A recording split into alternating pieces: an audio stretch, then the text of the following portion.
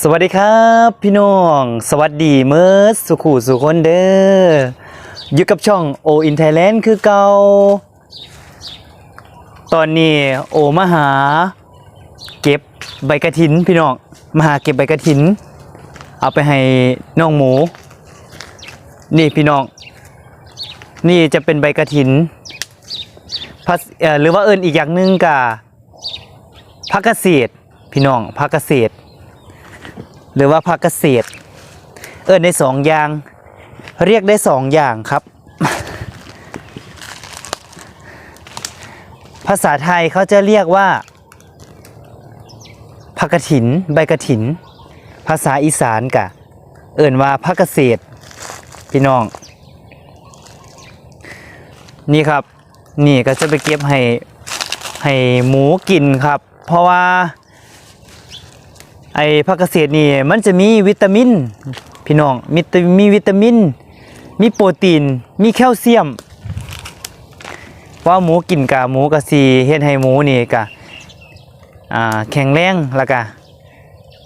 ขั้นเลี้ยงหลายกะประหยัดต้นทุนนั่นแหละพี่น้องคันสิว่ากะประหยัดต้นทุนนำเพราะว่าจะเฮ็ดให้ลูกหมูเฮานี่พอลูกหมูได้กินนี่เพิ่นก็สิแก่เซ็งบ่เฮ็ดให้หมูหงุดหงิดแล้วก็เฮ็ดให้หมูแบบบ่เบื่ออาหารนั่นน่ะพี่น้องถ้าเตรียมเบิ่งเด้อครับเพราะเอาไปให้ข้าวเดียวนี่ถ้าเบิ่งเพิ่นสิหยุ่มกินเลยนะพี่น้องเพราะว่าเพิ่นมักเนี่ยลูกหมูมักแห้งผักเกษตรนี่พี่น้องผักเกษตรนี่ได้มาแล้วกันหน้าแล้งมันก็สิอันเหี่ยวจักหน่อยหน้าแล้งมันก็สิบ่ค่อยปงเพราะว่าฝนบ่ตกถ้ายามฝนนี่มันสิงามแม่พี่น้องเดี๋ยวมาเอาทางนี้น้ำนี่นะเอาไปให้ได้หลายโลละ2 คอกถ้าหน้าฝนนี่มันสิงามเลยพี่น้องมันสิปงโอ้ยปงแบบข้าวเดียวปงแต่ว่าหน้าแล้งมันก็บ่ค่อยปงปานใดมันบ่งามหน้าแล้งมันบ่งามนะพี่น้องมันมีเที่ยบ่อยากเอาไปแต่ถ้ามีล่ะเอาก็เอาอันมองอันนั้นมันให้มันเราก็จะเก็บหมดแล้วแล้วมันก็กินเนี่ยพี่น้องลองจะเอาไปให้กินลองมาเด้อครับนี่กำนึงแล้วนี่ได้กำนึงป้าพี่น้องเฮาย่างไปน้ำกันป่ะเฮาเอาไปให้ลูกหมูกันบัดนี้ครับ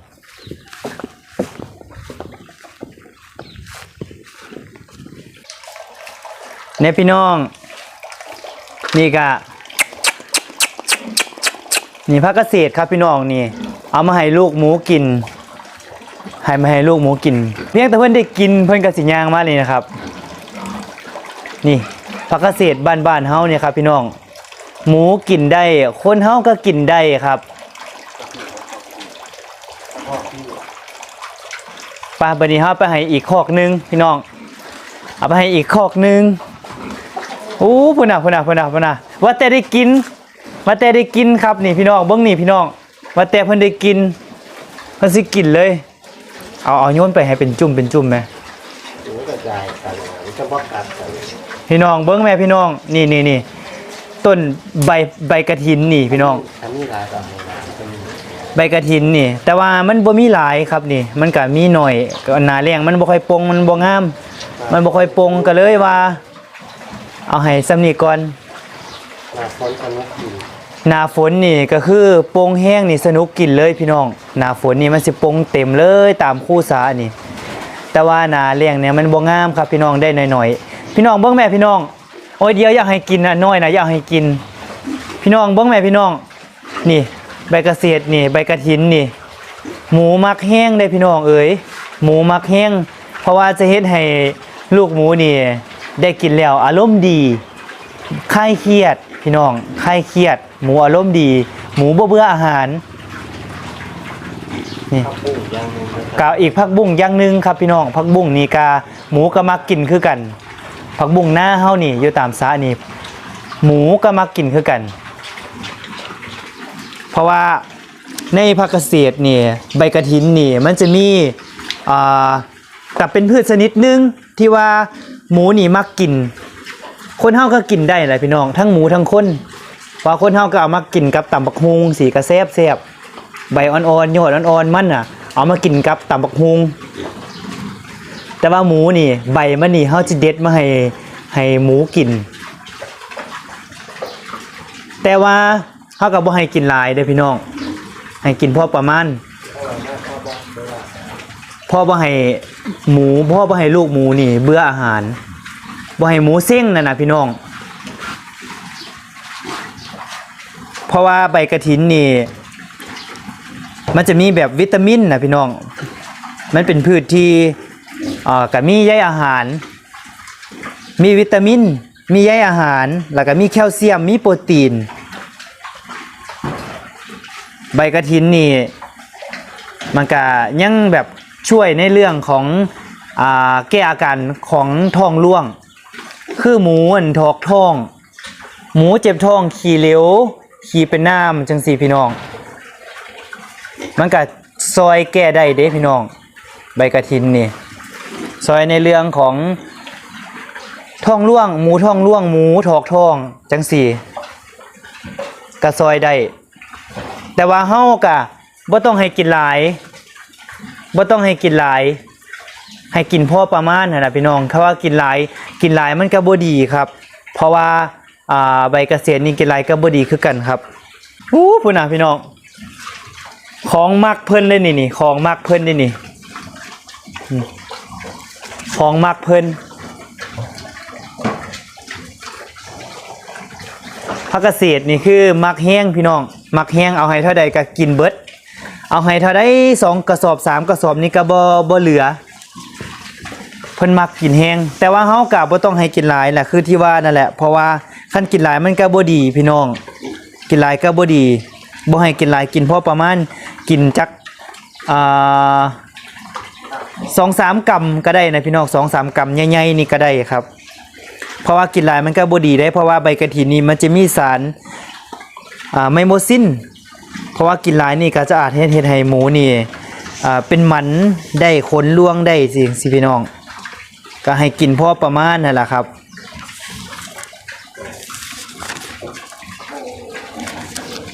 ใบกระถินนี่ต้องให้หมูกินต้องให้หมูแบบว่าหมูใหญ่ได้พี่น้องให้หมูอายุประมาณสัก3 เดือนขึ้นพี่น้องหมู3 เดือนขึ้นนี่ต้องจังให้กินได้เด้อหมู3 เดือนขึ้นนี่จังให้กินได้เพราะว่าคันให้หมูน้อยกินนี่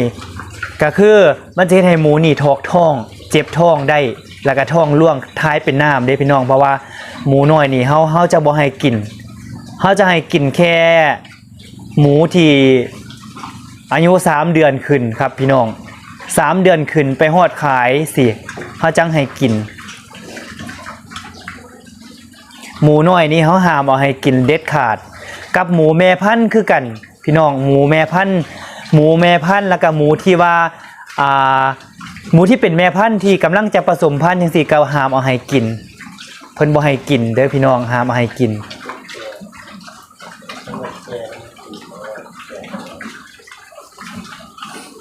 หมูแม่พันธุ์นี่ห้ามให้กินเด็ดขาด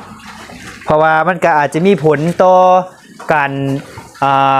ผสมพันธุ์จังซี่ครับก็ย่านแบบว่ามันเชิงบ่ติดย่านมันทับบ่ติดเนี่ยสิก็บ่แนะนำเอาให้กินนะครับพี่น้องอันนี้มันก็อยากแก้จักหน่อยใบเกษตรใบกระถินมันอยากแก้จักหน่อยเพราะหน้าเลี้ยงมันบ่ค่อยปงหมูก็กินอยู่แต่ว่ามันก็บ่งามปานใดพี่น้องอันนี้ก็อีกคอกหนึ่ง4 ตัวคอกนี้ครับคอกนี้4 ตัวกินไปตาเสียบตานัวให้เนาะกินตาเสียบตานัวให้เว้ยเอาให้เท่าใดก็เบิดได้เนี่ยพี่น้อง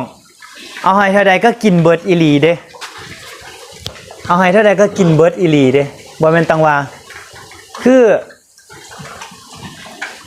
หมูมักอีหลีหมูมักกินอีหลีผักเกษตรใบมันนี่พี่น้องก้านอ่อนๆนี่เพิ่นก็ยำกินเลยหน้าฝนนี่ก็คือสนุกกินหน้าฝนนี่คือสนุกกินคักเลยแหละ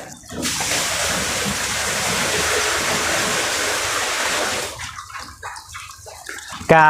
เฮากะเอาให้กินได้นะพี่น้องต้องเอาให้กินประมาณอาทิตย์นึงสัก2เที่ยก็ได้ครับเอาให้กินอาทิตย์นึง2เที่ยก็ได้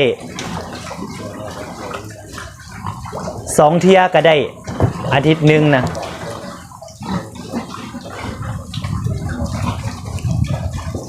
นี่ครับพี่น้องกะมันกะซอยในเรื่องของเฮ็ดให้มันหมูบ่เครียด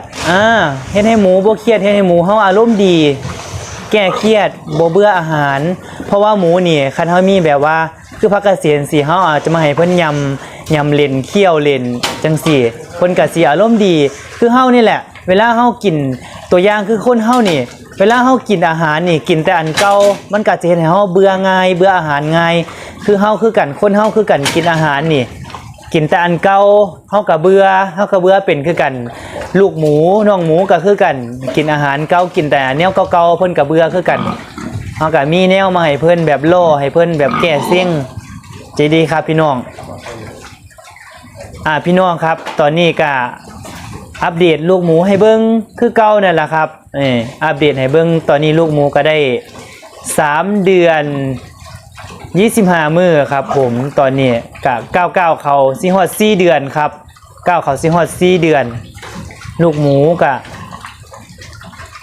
กำลังอ้วนครับกำลังซัดขึ้นครับประมาณเดือนที่4ก็สิได้จับออกทยอยจับออกครับประมาณเดือนที่4ถ้าลูกหมูได้ครบประมาณ4เดือนโอกาสีทยอยจับออกครับผมกะสิทยอยจับออกกินไปแต่แซ่บแต่นัวให้เอาละครับพี่น้องตอนนี้ก็เอาผักกระเศษเอาใบกันทินให้แล้วตอนนี้เฮาก็สิมาให้อาหารพี่น้องมึงเด้อครับเฮาก็สิมาให้อาหารอันนี้จะเป็นคาบแรงครับอันนี้จะเป็นอาหารเกลือคาบแรงนี่ครับพี่น้องก็จะเห็นก็คือจะเทน้ำลงไปแบบนี้ครับผมเทน้ำลงไปไว้ก่อนครับเทน้ำลงไปไว้ก่อนแล้วก็เฮาก็สิเทเหงื่อลงไปครับพี่น้องลงไปเลยเทเหงื่อลงไปในน้ำเลยครับก็คือดังที่โอได้บอกพี่น้องไปดังคลิปที่แล้วครับว่าวิธีเลี้ยงหมูนี่ให้เฮ็ดแบบนี้เด้อครับให้ลูกหมูนี่ได้กินก็คือต้องผสมน้ำใส่กับเหงื่อเกลือเหงื่อเปียกครับให้อาหารเปียกแบบนี้นะทุกคนให้อาหารเปียกแบบนี้ก็ให้อาหารเปียกเอาน้ำลงไปเอาน้ำที่ใส่ก่อนแล้วก็เอาเหงื่อที่ลงไปนี่เพราะว่าหมูจะได้กินทั้งน้ำทั้งเหงื่อครับพี่น้องสูตรนี่เป็นสูตรที่เฮ็ดมาดนแล้วครับแต่ว่าบ่เคยบอกผู้ใดแล้วก็บ่เคยเอาไปบอกใครครับก็คือจะเป็นสูตรเคล็ดลับส่วนตัวครับพี่น้องอันนี้จะเป็นเคล็ดลับส่วนตัวที่เฮ็ดมาดนแล้วครับตั้งแต่อีเมลเพิ่นเลี้ยงหมูเพิ่นกับผ้าเฮ็ดแบบนี้ครับเพราะว่าหมูนี่เกลี่ยใส่น้ำนี่ลูกหมูสิได้กินอิ่มหมูสิได้กินอิ่มหมูสิกินอิ่มแล้วก็ท้องสิบ่แวบครับพี่น้องท้องสิบ่แวบแล้วก็เนื้อนี่จะต่างกันครับพี่น้องเนื้อนี่จะต่างกันเลยครับคือหมูจะมีน้ำมีนวลคือหมูจะอ้วนเต็ม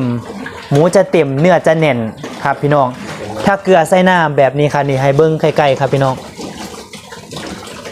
เบิ้งใกล้ๆแบบนี้ครับนี่เขาจะบ่ใส่หลายเด้อครับน้ำเขาจะบ่ใส่หลายเขาก็ใส่แบบว่าให้มันเปียกนะเกลือจังใดให้เกลือจังใดก็ได้ให้ห้ามมันเปียกให้เหงื่อมันเปียกครับเขาจะบ่ใส่น้ำหลายเขาจะบ่ให้มันเหลวหลายเขาต้องใส่พอดีครับพี่น้องเขาต้องใส่พอดีครับก็คือน้ำนี่เขาใส่ลงไปเลยเทลงไปประมาณครึ่งหนึ่งเทใส่ห้างประมาณครึ่งหนึ่งแล้วก็เขาเอาเหงื่อมาใส่คู่หนึ่งครับเหงื่ออีกคู่หนึ่งพี่น้องเบิ้งครับนี่พี่น้องหมู3 เดือน25 มื้อครับผม49เข้า4 เดือนครับนี่ครับน้ำหนักหมูกับประมาณซ้ำนี่ครับพี่น้องหมูกำลังอ้วนขึ้นครับไก่ซีฮอดระยะ4 เดือนก็เป็นขายแล้วครับ 4 เดือนกว่าๆนี่ครับผมน้ำหนักก็สิสมส่วนน้ำหนักก็สิได้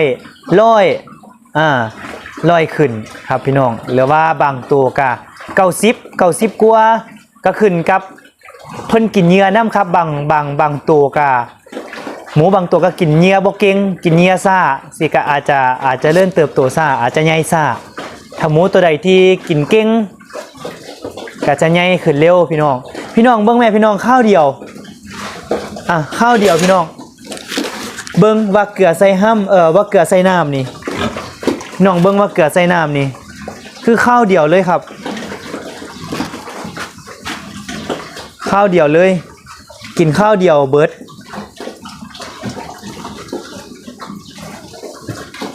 สำหรับหมูที่3 เดือนเด้อพี่น้องเขาจังค่อยผสมน้ำแบบนี้ให้กินหมู2 เดือนกว่า2 เดือน9สิเข้า3 เดือนเขาจังค่อยเอาน้ำมาผสมให้กินแบบนี้เด้อครับถ้าว่าหมูน้อยหมูประมาณเดือนกว่า2 เดือนนี่บ่แนะนำเด้อครับบ่แนะนำเอาน้ำให้กิน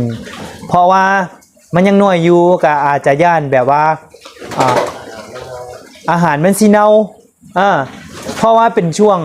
ถ้าให้กินตอนยังน้อยนี่หมูเฮามันยังเป็นช่วงที่ยังบ่เจริญอาหารครับหมูตอนยังน้อยนี่ประมาณ2 เดือนนี่บ่แนะนำให้กินครับถ้าให้กินนี่ก็คือเฮาสิเสียเหยื่อซื่อๆเฮาสิเสียเหยื่อถิ่มซื่อๆครับสิแนะนำเอาให้กินประมาณหมูที่ได้อายุ3 เดือนขึ้นครับ2 เดือนกว่าสิเข้า3 เดือนสิเขาจังค่อยเอาให้กินพี่น้องสังเกตเบิ่งไหมครับ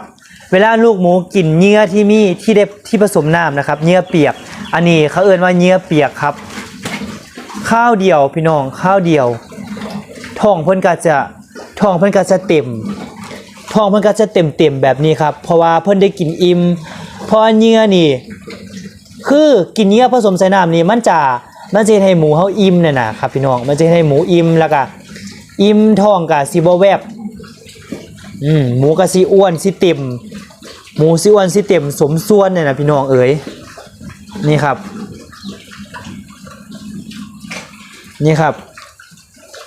พี่น้องนี่เฮ็ดตามโอเลยเด้อครับนี่สูตรนี่โอบ่เคยบอกผู้ใดครับสูตรนี่โอบ่เคยบอกผู้ใดอีหลีครับนี่กะแต่ก่อนโอ้ยก็ยังบ่ได้ทำช่อง YouTube แต่ก่อนนี่ก็คือเกลือกะเลี้ยงหมูมานี่โอกะเลี้ยงหมูมานี่ก็หลายปีอยู่ครับ 2-3 ปีแล้วครับแต่ว่าโก็บ่ได้ตั้งช่อง YouTube ครับก็บ่ได้ค่อยได้แชร์ประสบการณ์อีหยังครับแล้วบัดนี้เพิ่งมาทำช่อง YouTube มาเฮ็ดช่อง YouTube ก็เลยเพิ่งได้เอาลงให้พี่น้องได้เบิ่งอยากแชร์ความรู้อยากแชร์ประสบการณ์เล็กๆน้อยๆจังซี่ครับให้พี่น้องได้เบิ่งน้ำกันน้องข้าวเดียวเบิดเลยครับนี่พี่น้องข้าวเดียวเบิดครับ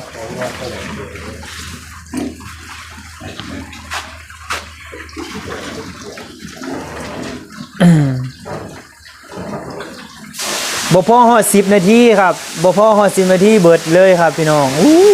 ภูมิใจหลายครับผมภูมิใจหลายที่ว่าเฮาเลี้ยงหมูแล้วก็หมูเฮาอ้วนเฮาพี่หมูเฮาแบบว่าได้น้ำหนักหมูเฮาแบบได้น้ำหนักสมส่วนจังซี่เฮาก็ดีใจกับภูมิใจแล้วล่ะครับพี่น้องแล้วก็อันนี้จะเป็นลูกหมูครับผมอันนี้ก็จะเป็นลูกหมูลูกหมูอายุประมาณสัก2 เดือนครับพี่น้องอันนี้เอามาใหม่ล่าสุดครับ4 ตัวครับผม4 ตัวนี้ครับอันนี้ช่วงนี้ก็ยังเป็นช่วงที่ยังบ่เจริญพันธุ์ปานใดครับอยู่ช่วงระยะ2 เดือนครับผมนี่ครับก็นี่เหยื่อนี่ก็จะเกิดเป็นเหยื่อผงครับเหยื่อก็จะเกิดเป็นเหยื่อผงไปก่อนครับเพราะว่ายังบ่ฮอดช่วงระยะที่เฮาจะเอาผสมเหยื่อเปียกให้เฮาต้องให้เหยื่อผงแบบนี้ไปก่อนครับพออายุฮอดที่3 เดือนเฮาค่อยให้เหยื่อเปียกครับก็ล้าง ขังขี้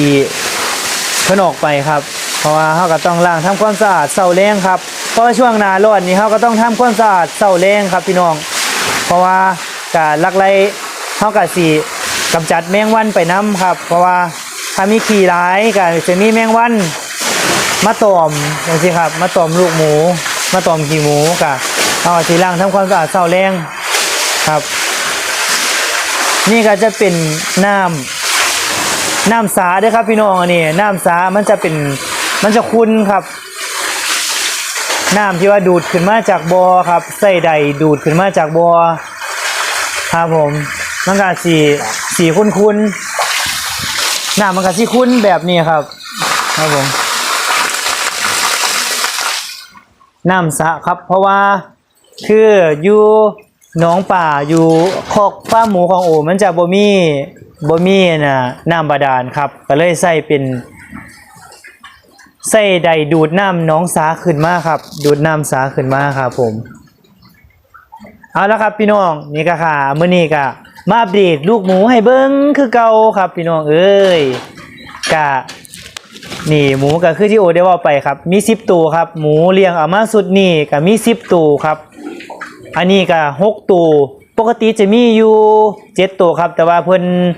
เสียไปแล้วตัวนึงครับตายไปตัวนึงครับเพราะว่าเพิ่นบ่แข็งแรงก็เลยว่าฉีดยากับบ่ทันครับฉีดยาบ่ทันเพิ่นเป็นไอช่วงหน้าหนาวแล้วเพิ่นเป็นไอหนาวแห้งครับช่วงหนาวแห้งเพิ่นก็เลยบ่สบายก็เลยว่าเสียไปแล้วตัวนึงก็คือเสียดายอยู่ครับแต่ก็บ่เป็นหยังซุมที่ยังอยู่เฮาก็เลี้ยงเฮาก็ดูแลซุมที่ยังเฮาก็เพียรเอาตัวที่ว่ายังอยู่พี่น้องสุดนี้ก็จะมี10ตัวครับพี่น้องสุดนี้10ตัวแล้วก็มาใหม่อีก4ตัวครับอันนี้จะเป็นรุ่นน้อยอายุได้2เดือนครับอันนี้10ตัวนี้ครับราคาเดือนที่4นี่โอกาสีมาทยอยอีกประมาณอาทิตย์หน้านี่โอกาสีได้ทยอยจับออกไปแล้วครับพี่น้องจับออกไปจับออกไปเชือดขายครับพี่น้องก็อันนี้ก็คือหมูชุดนี้โอจะเลี้ยงเองขายเองครับพี่น้องเลี้ยงเองขายเองครับเพราะว่าโอกาเป็นพ่อค้าขายเนื้อหมูสดคือกันครับแต่จะเลี้ยงเองขายเองลองเบิ่งอาทิตย์หน้าโอกาสิเริ่มจับออกไปแล้วครับกะคลิปหน้านี่โอซีพอทยอยจับหมูออกไปแล้วโอกาสิมาลงคลิปให้พี่น้องได้เบิ่งครับว่าหมูชุดนี้10ตัวนี่ก็คือเอาออกแล้วจับออกแล้วขายแล้วสีได้เงินจากบาทสีมีกำไรจากบาทครับก็คือจะบวกลบต้นทุนออกเบิดค่าเนื้อครับผม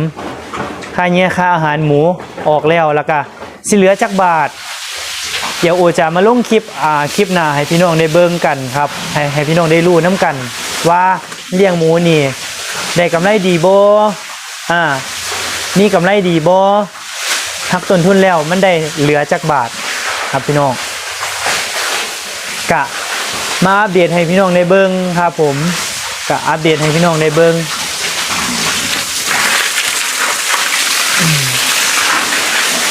นี่กินแล้วก็เฮาก็สิล้างกินแล้วเฮาก็สิล้างทำความสะอาดพื้นล้างพื้นออกไปล้างพื้นล้างขี้ล้างหยังเศษอาหารเศษหยังออกไปครับแล้วก็เพิ่นกินแล้วเพิ่นก็สินอนอยู่ตามพื้นนี่ครับเพราะว่าพื้นมันเย็น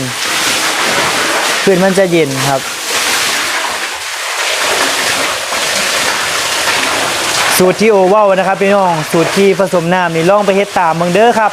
ลองไปเฮ็ดตามที่โอบอกครับผมเอาน้ำใส่ก้อนครับเครื่องห้างแล้วก็เอา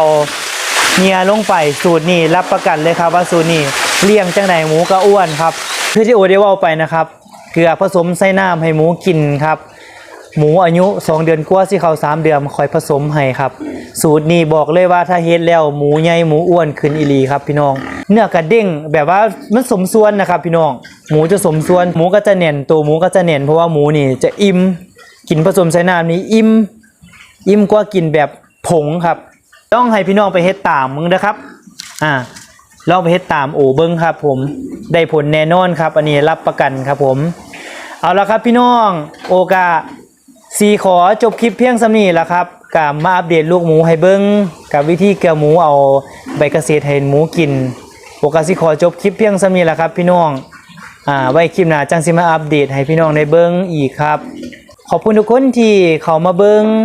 ผู้ใดที่เข้ามาเบิ้งคลิปนี้โอก็ขอบพระคุณหลายๆครับฝากเป็นกำลังใจให้โอด้วยนะครับฝากพี่น้องกดไลค์กดแชร์กดติดตามช่อง YouTube โออินไทยแลนด์ฝากเป็นกำลังใจให้โอด้วยนะครับเพื่อโอจะได้ลงคลิปไม่ให้พี่น้องได้เบิ่งได้ส้มกันครับผมก็ฝากพี่น้องไว้อีกละกันครับผมสำหรับวันนี้ก็โอสิขอตัวลาไปก่อนครับผมแล้วพอกันใหม่ในคลิปครั้งต่อไปครับผมสวัสดีครับ